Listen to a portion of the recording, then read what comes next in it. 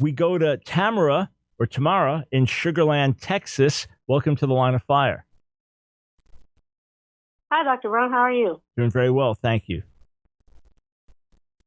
Well, first, I just wanted to say that I appreciate your ministry. You've really helped me in strengthening my faith. But my question is, well, I'm definitely pro-life, but I guess one of the things that's kind of been a hiccup a little is what is your position when it comes to like an ectopic pregnancy, like a pregnancy where the baby was conceived in the tubes and if the baby continues to grow, the baby will die and the mother will die, or any situation like that where the mother could die, the baby could die, something like that. That seems to be kind of a hard thing to discuss.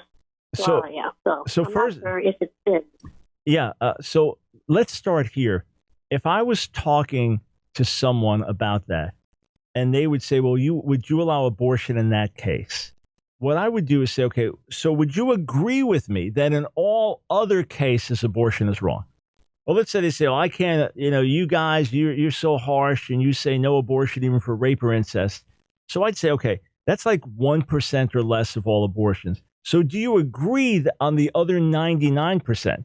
And invariably, the people who are pro-abortion, so-called pro-choice, they won't agree on the other 99%. In other words, raising the issue of the 1% is just a smokescreen. Now you're asking it in a very sincere way. I'm not a medical doctor, as you know, and don't have a lot of background in this area.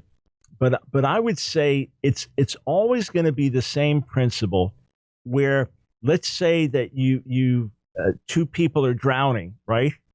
And you can only get to one of them. And the question is, okay, who do I have a better chance of saving, right?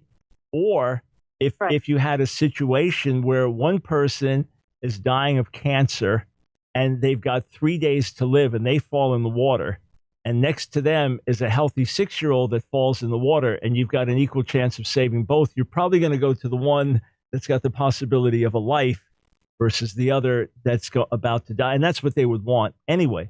So you have to look at every situation. Is it possible to save the life of both? No.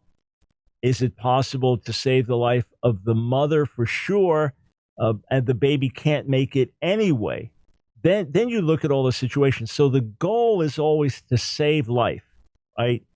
And if in the process, the only way that you can save one life is by losing another, they're twins and there's only one that you can treat. What do?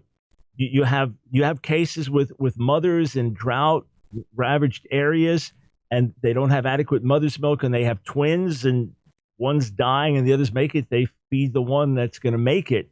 So you're going to do your pragmatic best to save life. That's the simple principle. Save the maximum number of lives. And if it's a matter of having to choose one, then obviously you're going to choose based on viability. If you know it's impossible for this one to survive, but by cutting off their life support, it's going to enable the other one to survive, then you're saving life. The whole goal is to save life.